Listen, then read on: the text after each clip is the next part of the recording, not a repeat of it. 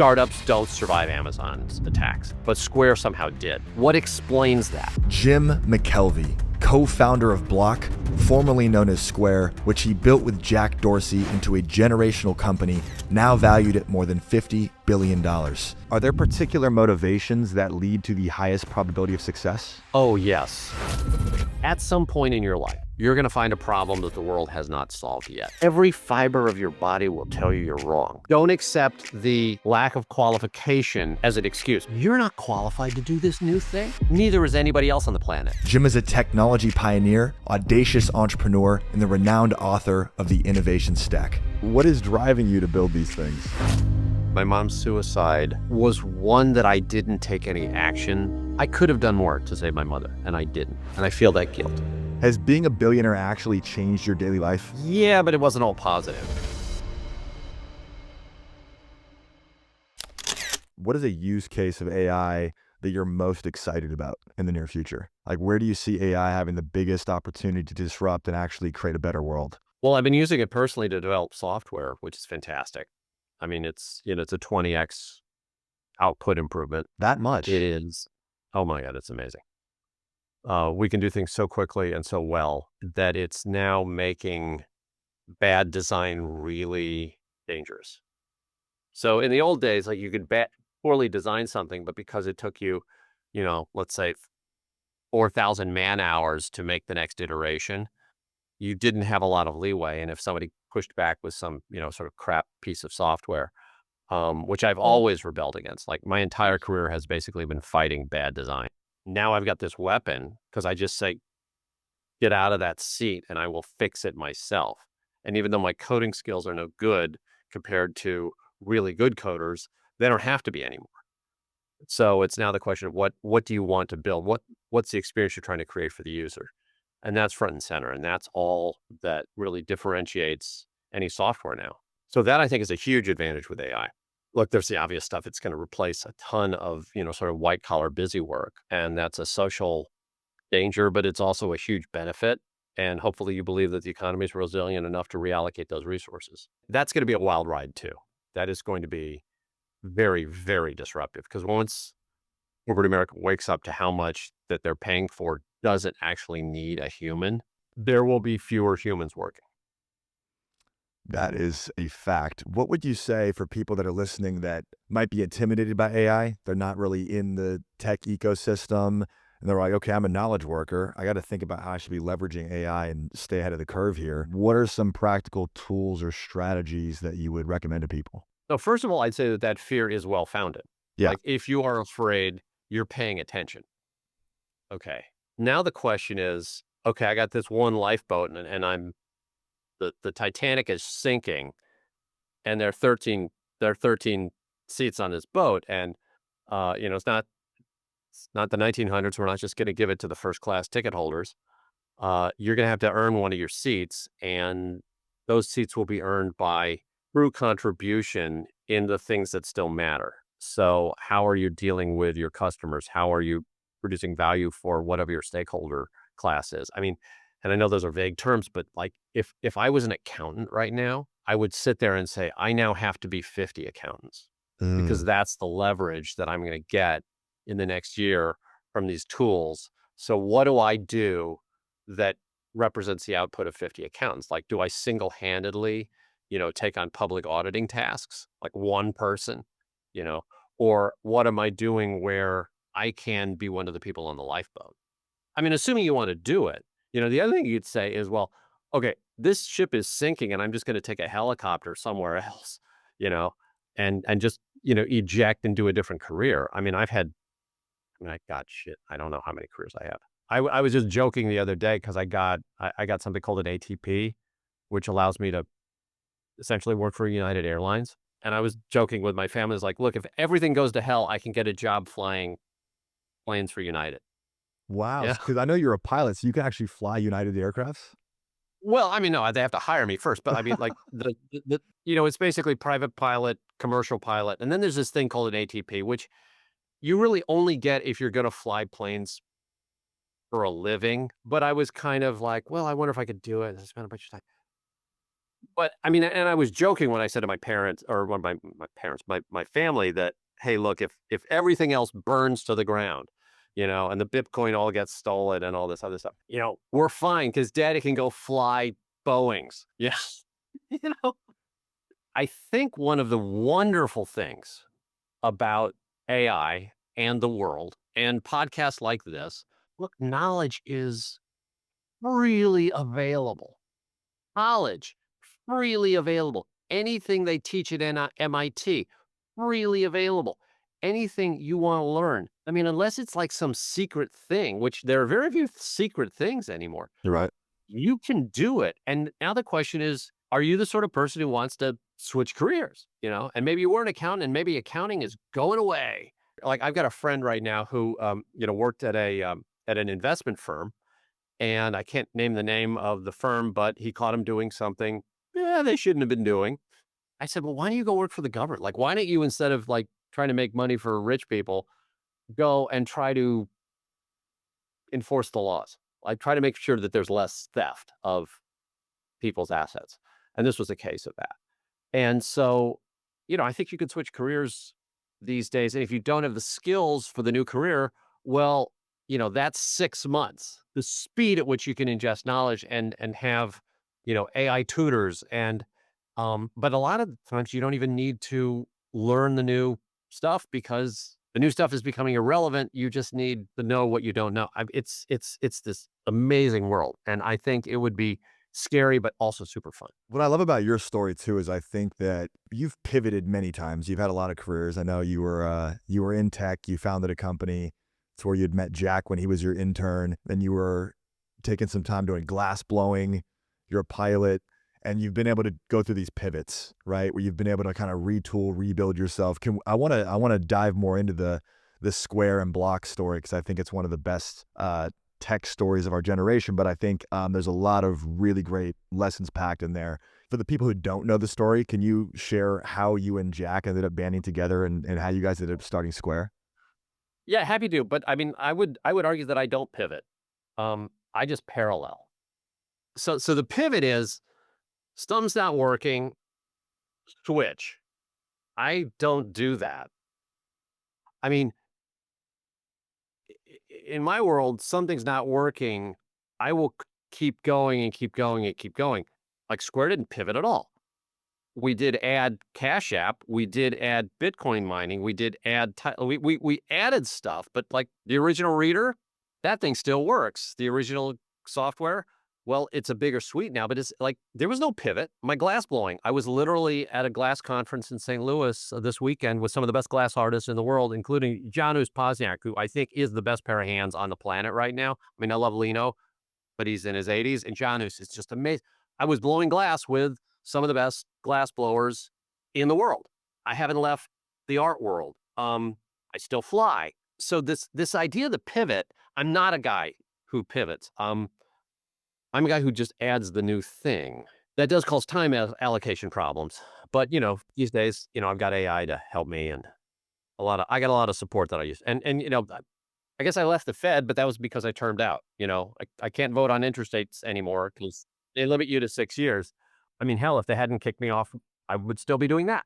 To your basic question was how we started Square. So true story, I was in my glass studio trying to sell a piece of glass to a lady from Panama. She was on the phone and she only had an American Express card, which I can't take because the take rates at American Express were too high. I was normally able to steer all my customers to MasterCard or Visa, but she didn't have one.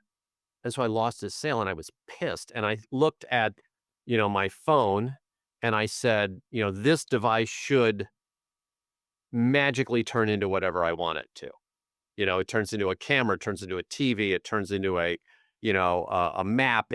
But it didn't magically turn into a credit card machine. So that was the idea that I had. I want my phone to magically turn into a credit card machine so I don't lose another sale. I called Jack. We'd already started the company. We were going to go down a different path. But it was, like second week of the company. And so I said, we should, I mean, okay, maybe that was a pivot. I guess. But, One or two in uh, there. but I got I was like, well, that other idea I'm not excited about, but I am excited about getting paid personally. So that's where the original direction from Square came from. And then, We just got amazingly lucky. We started in the middle of a recession, so we had access to great talent. It turns out that the problem that I had was shared by millions of other small businesses who also needed support. We hit this beautiful unclaimed territory. And that was because of, right product, right time. But there was a lot of luck in that. Yeah. Um, What was your thought process on making Jack the CEO? Because you had worked with him at Mira. He was your intern when he was younger. yeah. And then you come back together and you're building this new company. You landed on this idea that seems big. You're scratching your own itch. This is the big thing we want to focus on. Why make Jack CEO? If he wanted it and I didn't, I mean, that was the easiest conversation in the world. Like we were pretty much even equity wise in the beginning. I mean, he had a little more because he was, he had just had Twitter and I had, but bunch of stuff in the Midwest, but nobody, nothing in the tech world. Then the question was, well, who should run this? And I'm a lousy CEO. Like I'm provably bad. Partially because I keep doing other stuff and my focus isn't great and I don't like sitting through meetings or stuff. So I don't want to be the CEO. So I don't ever start anything by myself. I will always team up with a group and offload onto that group my weaknesses, which are, I mean, I don't know all my weaknesses, but I know enough of them to sort of, pick a good partner. Jack's a great partner for me because we're quite different. So Jack wanted to be CEO. I didn't want to be CEO. Boom. So Jack was CEO. That No, was great. easy math there. Well, tell me this, because you guys were doing something that hadn't been done before at the time. And I'm curious how you even came up with the idea of the innovation stack. It's an amazing book for anyone who hasn't read it. But where did the idea of the innovation stack come into, and how did that play into the building of Square? So the Innovation Stack, which is a book that I labored on for 3 years, was never supposed to be a book. It was me trying to answer a question, which is how Square survived an attack by Amazon. So what happened when we were a startup, 3 years in, Amazon copied our product and lowered their price on what we thought was a commodity, which was credit card processing. So they undercut our price, and then they added the Amazon brand name, and they expected this to work. And frankly, so did we. Because at the time, every time Amazon attacked a startup, 100% of the time the startup died. No one had ever That is, survived an attack from Jeff nobody had ever Bezos. survived an attack by Amazon. Now, you Yeah, could argue that Google survived an attack, but they were already Google, right? So right. monsters fighting monsters, but like monsters fighting squirrels, the squirrel's dead. Yeah, it was like a Okay. goldfish versus a great white. Yeah, it was not a Right. fair fight, and everyone expected us to be dead. And so we actually looked at. And the reason I know nobody survived an attack by Amazon was I was looking for another company that we could model our behavior after, copy, who had survived Amazon. Well, we'll do what they did. Well, there was nobody. So we looked at our options. We didn't have many options. I mean, we can't become Amazon overnight. We don't have a brand. We don't, like you probably have a listening device from Amazon in your home. People pay Amazon to, put a bug in their living room. Have any of that? We don't have flying robots. Um, so so there wasn't much we could do. So all we did was basically continue to serve our customers, build our product, and the amazing thing happened about a year later. Amazon quit. So Amazon, after attacking us for a year, said we're out, and they mailed one of our little Square readers to all their soon to be former customers and said, "Go to Square. We're not going to do this anymore." So the question is, what happened? Like this doesn't happen. Like startups don't survive Amazon's attacks, but Square somehow did. So what explains that? And I couldn't answer this question. So I spent personally about 2 years researching and looking for patterns and looking for other companies or other systems that had survived. Like when does the goldfish survive the attack by the shark? Like when is that battle won by the little fish? And it turns out there is a pattern. It turns out it's rare. Like you don't see it a lot. But I saw the pattern, and in order to find it, because it's not a common pattern, um, I had to look back in history, and most of the people that I was studying had already died. Okay, so in order to get the data, I was reading history. But I couldn't talk to anybody. except for one guy. His name was Herb Kelleher. He was the legendary founder of Southwest Airlines, and he agreed to speak with me. And so I flew down to Dallas and met with Herb for a day in his office, and he smoked 2 packs of Cool Menthols while I was there, and we talked about how when Southwest was this little startup airline that everyone expected to be crushed by the majors, they not only survived, but they became the biggest airline in the country. Like, they beat United, and they by any measure for the first 20 years under Herb, Southwest was kicking everyone's ass. Now, interestingly, in my book, I predicted Southwest's current problems because they'd changed their behavior, and so in my book, I call out, I was like, "Southwest is going down," and they did Wow. for exactly the reasons, I think that I anticipated. But the pattern was really interesting, and so what happened at that meeting was, at the end of the day, I was like, "Mr. Kelleher, thank you. I am done. This is it. You've answered my question. I'm super grateful." And he was like, "Well, not so fast, kid. How are you gonna share this data with the world? Like, how are you gonna share your insight with somebody besides just you?" And I gotta paint the scene here.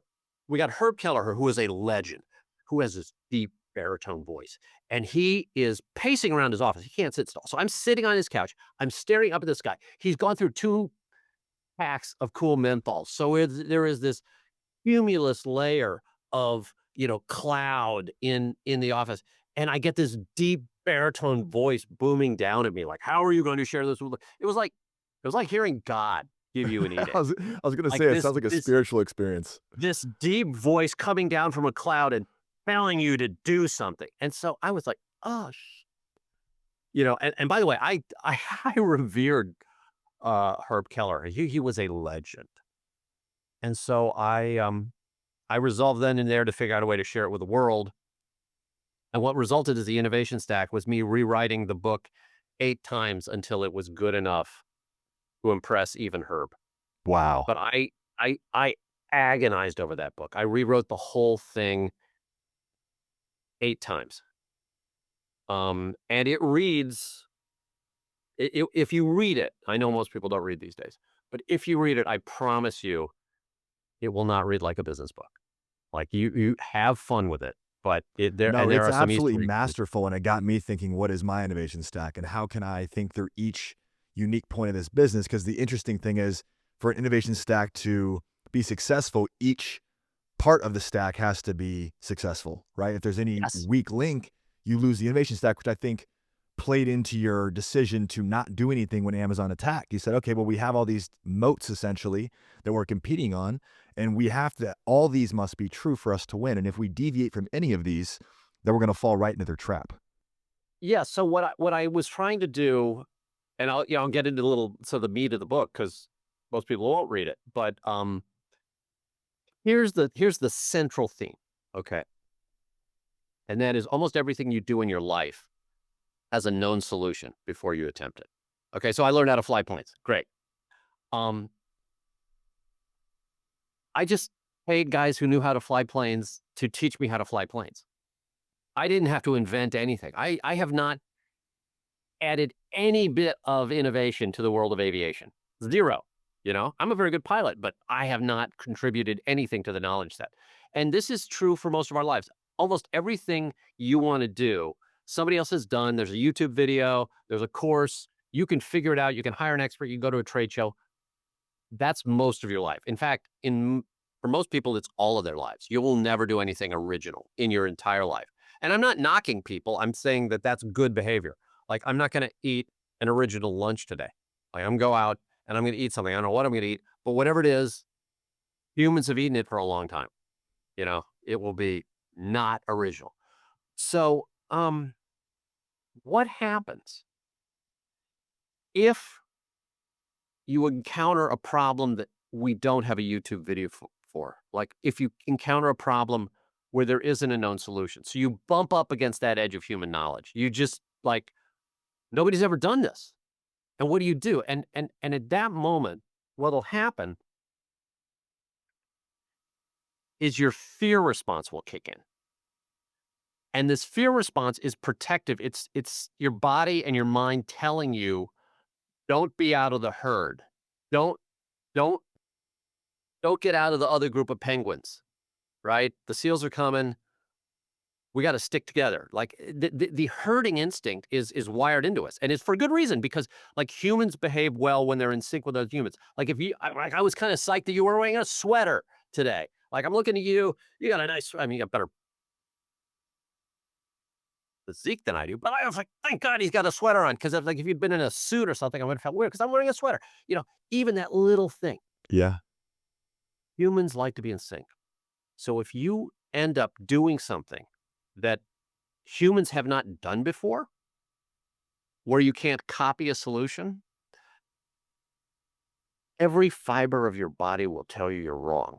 And then all your friends will tell you you're wrong because they're going, Chris, what what are you doing, man? Chris, what? Don't do that. Go back to the hurt. And my 300-page book describes what it's like in this world where you can't copy. And believe me, you have never spent time in this world. I didn't even realize what I was doing. As a matter of fact, for most of my career, I felt like such an idiot because every time I would do something that was truly different, I would feel all this fear and I would feel all this hesitation. And I was having panic attacks. I was pretty freaked out. And it turns out that was actually an appropriate response, but I didn't know that I was doing anything different. I thought, well, I'm just trying to do this thing. And I didn't realize that there's this totally different set of rules. When you can copy, the rules are known. When you can't copy, it's a wild world. And so the innovation stack is this thing that evolves when you can't copy. It is the result of living in this world where the solutions are known in advance and you have very few tools and weapons. And so you have this very limited toolkit and you got to learn to use it. And so that's what I talk about in the book. And my hope, and this is the reason I want people to read the book. One, it's kind of a fun read, but two, at some point in your life, maybe you're going to find a problem that the world has not solved yet. Maybe it's something you care about and you want this thing and it doesn't exist and you can't buy it on Amazon. You can't find it on YouTube. It's this thing you want. You say, God damn it. I want this in the world and it's not here. Like right now, I want a plastic-free diaper. Like I want a diaper that doesn't have any plastic in it at all. Okay. Doesn't exist. Really hard problem. You come to that moment, almost everything about you is going to say, stop, Chris, don't do anything. My book, if you read it and understand it, will prepare you to cross that line. I'm not guaranteeing it will work. There's no promise of success when you're doing something that hasn't been done. But don't accept the lack of qualification as an excuse because back to pilots. Were Wilbur and Orville Wright qualified pilots? No, they couldn't be. You can't be qualified if you're the first person to fly. Like if you are the first person to stick an airplane in the air and try to figure it out in the air, you're not qualified. I'm a way better pilot than Orville Wright was, but he was the first guy to fly. Or maybe it was Wilbur. I don't know. They flipped a coin. I can never remember. But the point is, you're not qualified to do this new thing. But neither is anybody else on the planet. So if it's truly new, don't stop. Don't hesitate. Because I don't want the talent of the world, the people who can do new things, to disqualify themselves just because they're used to following their gut, their instinct, their body, their physiology. Because that's what your gut's going to say, stop. And what thousands of people have discovered this, but I wrote the book on it. That fear that you feel is completely natural and it serves you well in most of your life, but don't live with it if you're trying to do something new. In that case, we got to have a new set of rules. And that's what the innovation stack's about. And it's really exciting because that's where a lot of the progress in the world is, right? It's the true innovators, disruptors that go completely against the grain and wander the unknown and pioneer new things that help humanity that everyone else can kind of stack off the back of. Yes, but don't make it sound cool. Okay? It's kind of cool. You were starting to make it sound cool. It's kind of cool, Jim. It's kind of badass. Cool, but it's cool. It's cool in hindsight when it works.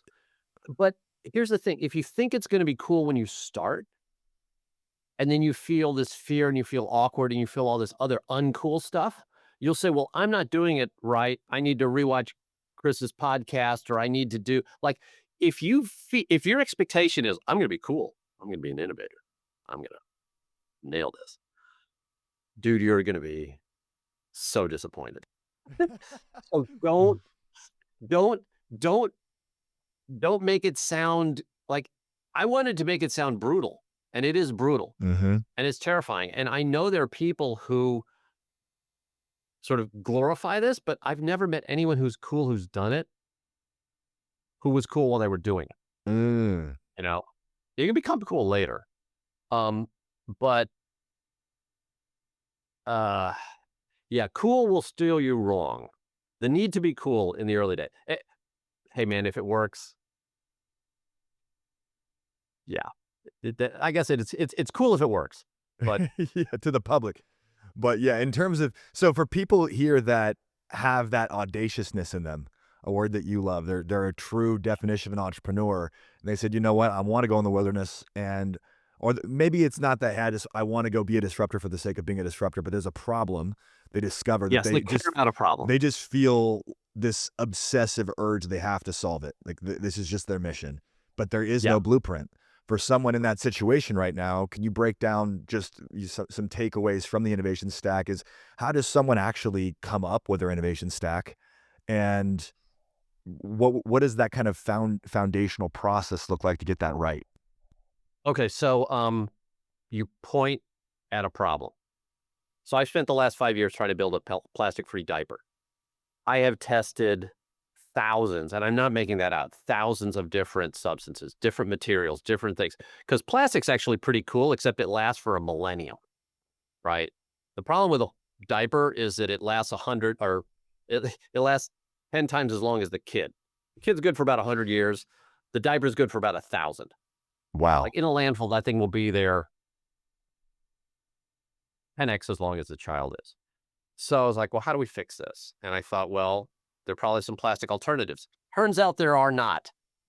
There aren't like bioplastics and all that stuff. That's all crap. But there are natural substances that you can engineer around if you've got it. I still don't have a working diaper. I was in the lab last week working at a way to get eucalyptus fiber to absorb urine and to modify. Like we're playing with all this stuff. It's starting to work, but here's how you build an innovation stack. Don't worry about the innovation stack. Focus on the problem. The problem for our team is make a diaper that fits and is comfortable and safe. It doesn't use any plastic, right?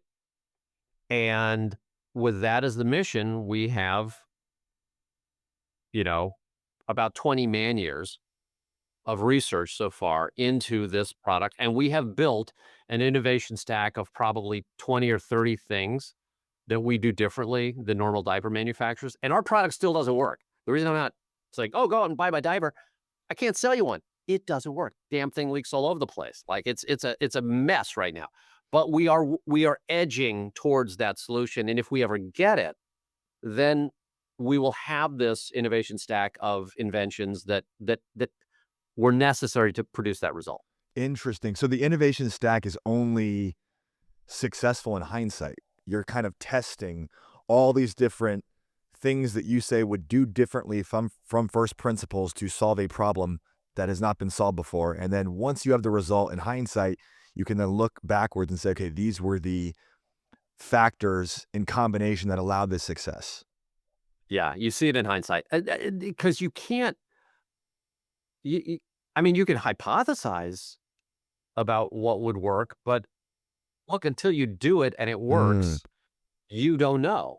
And the problem with unsolved problems is that we don't know which the solution is, and it might be counterintuitive, or there might be it might be a compound solution. It's so incredibly complex to do stuff that hasn't been done.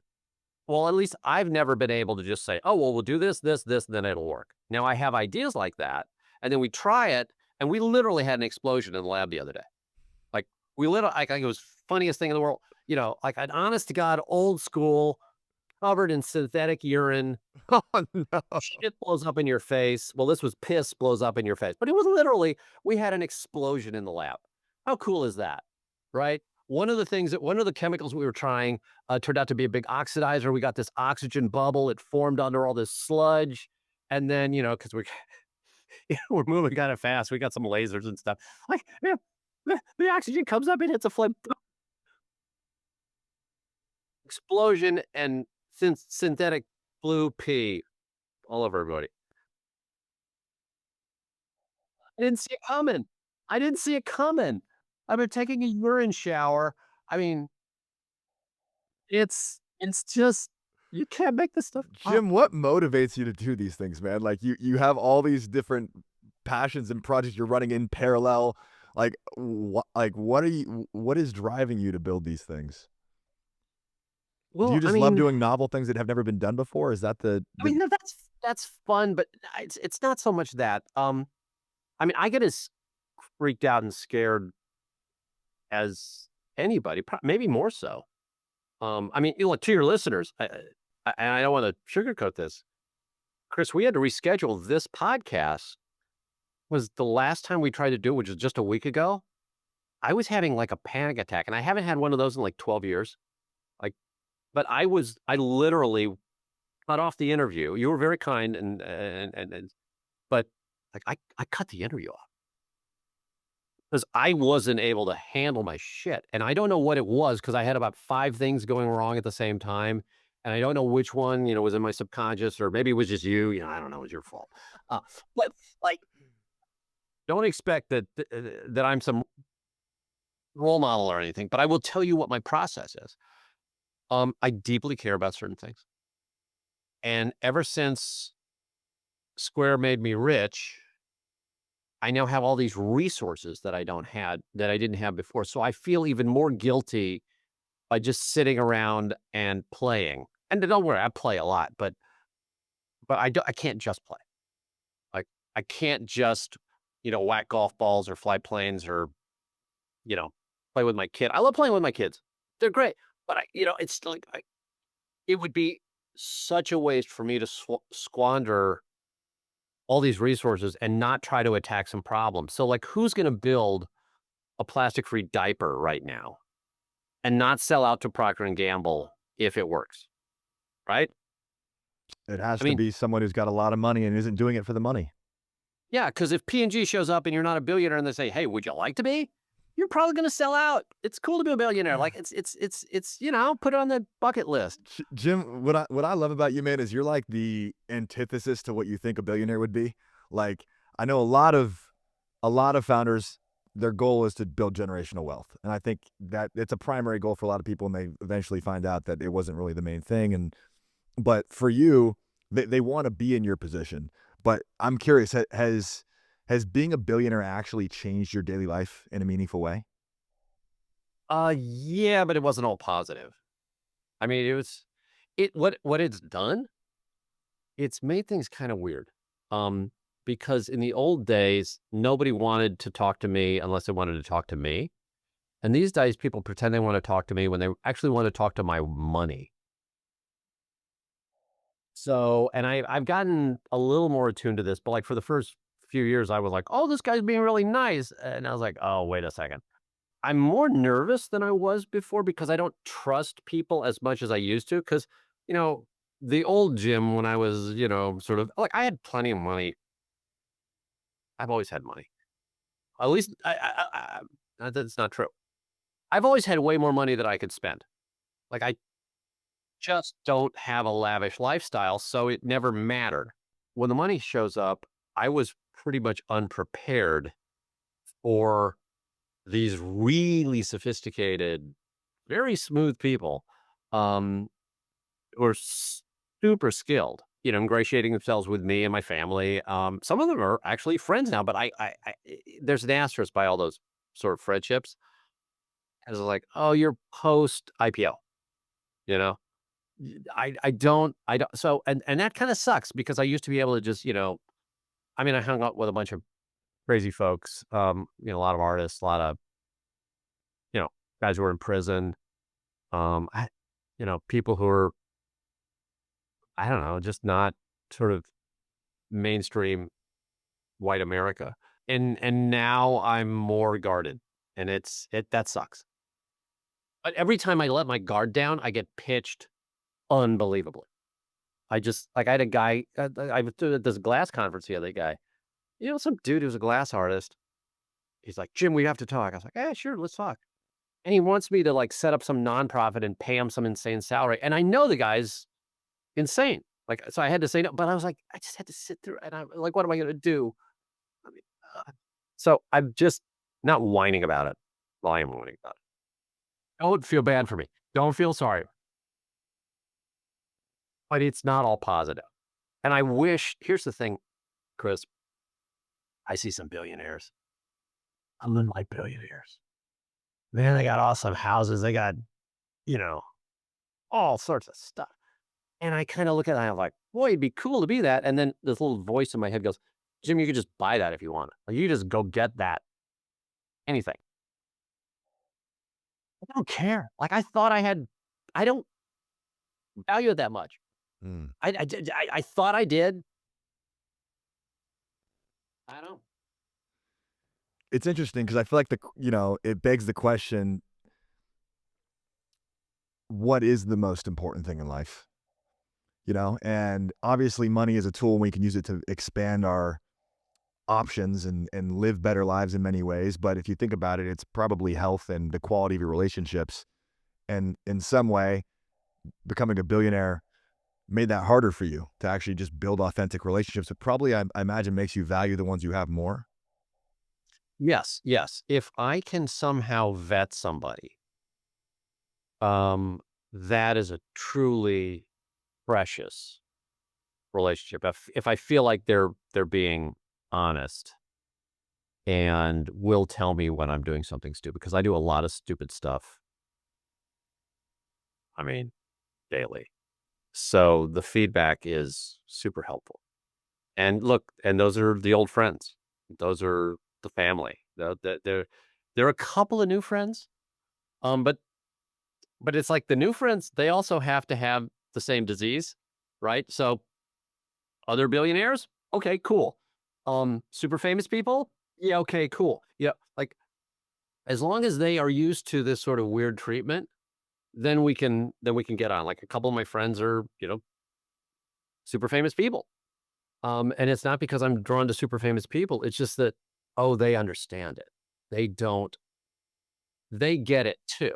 I got one of my friends, he's so like he doesn't have to press the walk signal when we cross the street. The traffic just stops. And I was walking across the street with him. This is down in Miami. And we were walking across the street, and the cars stop and the windows go down and they're shouting at him. And I'm like, how do you deal with this? Like, how do you deal with this on a daily basis? He's like, Jim, I stay home. Like, it turns out he and I were taking the first walk he'd taken in a while. Wow. I was like, man, Yeah. how do you handle that? And there's a guy, two guys I really felt sorry for. One is him. Can't use his name. The other guy was a government servant who is now targeted for death by uh, a nation state. The nation state put out a hit on this guy, and he's okay. He's alive, but I brought him over to the office. He travels with this entourage of protection. Like his life is oh, look at that. There's a hole in my, I just saw that on camera. Hole in my sweater. Shit. You don't care I about did not wear impressing this people, on Jim. purpose. Leave the hole. Yeah, Uniqlo. Uh, but what this guy did for our freedom to protect us, like he's kind of sacrificed his life because like nation states don't give up on this stuff. Like they put out a death threat on you. You live with black SUVs and guys with earpieces the rest of your life, and we'll probably keep him alive. But man, his life is he can't go grab a piece of pizza at 2 in the morning. Is Can't the do it. trade-off worth it? I don't know. Like, he served our country, and now he is in this situation. Jim, are you spiritual at all? I'm curious. I know Jack is big into spirituality, meditation, loves autobiography of a yogi, and is very into that world. But do you consider yourself a spiritual person? No, no, More I'm pragmatic, sorry. more I wish. practical? I mean, I don't know that pragmatism is the opposite of spiritualism. I just know that every time I meditate, I feel silly, and I don't think I do it right. I mean, But I mean, like, how talking do to you you. build Square and go through that much hell battling Amazon, all the regulation? I mean, that is not an easy company to build. How do you do that without some incredible level of faith in something greater? I mean, the credit goes to others. Like, that wasn't me. I'm the guy that comes up with the idea and does the stuff when nobody knows how the product's going to work. Once the product works, I'm out. You know, like the building of Square, the fighting of Amazon, like all that stuff happened. I mean, Jack was in charge, but there was a complete management team underneath it. They were, hundreds of people, actually now thousands, that make that thing run. That's not me. I'm the guy that starts the new thing. So when you have a problem that hasn't been solved before, I'm a very good guy to have on that team. Uh, When the solution is known, you probably don't want me. you're bored at that point. Well, I'm disruptive. Mm. 'Cause I'm like, "Yeah, so what? We know how to do this. Well, let's talk about something we don't know how to." Like, I'm constantly pushing to the thing that we don't know how to do. I didn't fight that battle. I started the company, and the idea, and in the early days, I think I had a lot of value. But as time grew, we hired people that were better than me at everything I was doing. So there's no point in me doing it. And then you only need a little bit of vision, like a little bit of vision, and then, a decade of execution. So the vision, yeah, but the execution, not me. I'm curious. You talked about in the book too how like money and fame, they're just weak motivators.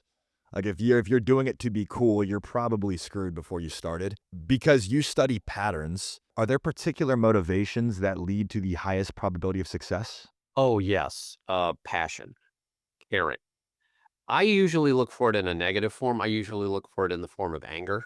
People who are pissed off about something that they think is wrong in the world are usually willing to get up 20 times after you knock them down 19. That to me has been a proxy. Now, I don't want just angry people around, but like if you are sort of righteously indignant about something that you think is wrong and you want to fix, okay, yeah, I get it. I like that. And that's a good motivator. The money and fame thing, because it's kind of become cool to be an entrepreneur now. But I mean, entrepreneur, I should define the word because I use the word in the book, but I use the ancient definition. When I use the word entrepreneur, its original meaning, this is 150 years ago, was somebody in business who was doing something weird. It was not somebody who was starting a business. So the way we use entrepreneur today means you've started a company, start a coffee shop, we call you an entrepreneur. I would not say entrepreneurs start coffee shops anymore because coffee shops are a solved problem. We know how to build a coffee shop. There's a trade show. There are, the La Marzocco machine is a solved problem. Call your coffee something else or say it's organic or I don't know, say everyone's calling it organic. Like, why don't you use pesticide coffee? Like, I don't know. There's a missing word in the English language for what I describe. The entrepreneur, somebody who is doing something that hasn't been done before and therefore has a different set of rules. That's that's precious and that's hard to discuss. And look, we have so little time. I just want to keep the focus on the stuff that's not being talked about. And the thing that I've found that it's really hard to talk about is a concept for which the English language doesn't even have a word. So this is the first freak out that I had when I was writing the book. So I was like, I got all this inside and I go to write the first, words of the book. And I'm like, oh shit. English does not have a word for the thing I have to describe. Full stop, project on hold, go into history, find out that, oh, we used to have a word. We used to have a word, but the word got co-opted, right? So now entrepreneurship is this thing that's cool. Like when I was starting it, like when I first started my companies, like nobody was doing that. The only people that worked with me were freaks and weirdos and people who had, some sort of personality disorder. They weren't fitting in, so they would do their own thing. or come join me on my weird thing. 100%. And I would love to get your take on this, Jim, because for me, at least starting a business, a lot of it initially was born out of pain. I hated seeing the way things were currently done. I also was definitely more the outsider growing up. So I had that, I want to go prove myself to the world for the first couple of years of starting the company. But there was a lot of pain. Like, and I found a lot of founders that I have worked with that are mega successful, have had a lot of trauma, but they figured out how to alchemize it and channel it for better purposes. Right. And I know for you, you had a pretty significant event, and I think it was 89 when your mom took her life. Do you feel like that was a defining moment in you as an entrepreneur? And I'm just curious how that changed your trajectory. I mean, it did, for a couple reasons. The biggest was that my mom's suicide, which followed a bout of depression, was one that I didn't take any action to solve because, I was young and my mom had a therapist and a psychiatrist, and we thought she was being taken care of. Like we thought, oh, the professionals will handle this. The people who know will handle this. And then I very suddenly lose my mother, and I'm thinking, man, there was way more I could have done. Like as her son, I could, because of course, look, I had a bunch of free time because I was, you know, blowing glass. I could have done more to save my mother, and I didn't. And you don't get to replay that. Mom's gone. So what happens then in my head? And the answer is I have always felt when I see a problem that I think needs solving, it just brings up this well of emotion. It's like back when, like, I could have done something about my mom and I didn't. And I could do something about this thing. Now, I'm not sure that's going to work, but I just can't sit on the sideline. And so these days, I've got 4 or 5 things simultaneously happening. But in every case, I'm pushing something that I care about. Now, look, you may not care about a plastic free diaper. I felt super guilty when I had my kids and I was filling up the world with plastic. And I was like, why isn't anybody doing anything about this? But then I realized that, there were good reasons. It was a tough problem. And I was like, well, I should work on it. These days, we've got all these drugs that are tremendous. There's a phenomenal amount of discovery going on. We don't get more than 30 approved substances out of the FDA every year. And it's not the FDA's fault. The FDA is maintaining the scientific standard, but there is this tremendously slow and expensive system to make drugs approved that if we don't streamline it, we're all going to die of something that would be curable. So somebody's got to work on this. I mean, and there are people working on this, but like I want to join that fight. And I think that does stem from my mother. I had a chance to do something and I didn't, and I feel that guilt. And so that that that's probably not a great motivator. Well, I'm sorry. It is a great motivator. It's not a positive motivator. Yeah, but it's also beautiful. I think because like you can't go back and change that, but that you can use pain to make the world better, to upgrade the world. And if you didn't have that pain, it's like you wouldn't have the same level of emotional fuel and audacity in that relentless fight because there's something you hate so much that you're willing to fight until it's eradicated. I think that's beautiful, and I think it's powerful, and I think these things all happen to us, but we can choose what to do with that energy afterwards. And I think that's it's an amazing thing. Well, I believe in motivation. I don't believe in positive motivation. Like whatever gets you going.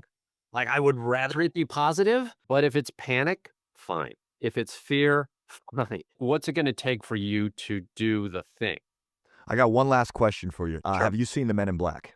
The movie? Yeah. Yes. You've seen that movie? Okay. Yeah. Yeah. So do you remember there's a pen in that movie called the deneuralizer? Yes, the rollers. Yes. Yeah, so when you get zapped with the deneuralizer, it wipes your memory. You have to start over a new life, but you have no memory. If you were about to get deneuralized, but you could write down one message to yourself to take into your next life, what would you write down? Well, in my case, I'd write down the title of my book. Right. You know, You read it, you're like, that's what the a hell's the innovation stack? What was this guy thinking? Yeah, I would just basically try to download that back into my brain because it took me 25 years to figure it out. 25 years of failures to figure it out, but without being blatantly self-promotional. Um, I guess I'd just write, "Don't quit," you know, because I don't know where you're gonna wipe out, right? Are you going to wipe out since before my mother? Are you going to wipe out my childhood? Are you going to wipe out like, because I got wired weird.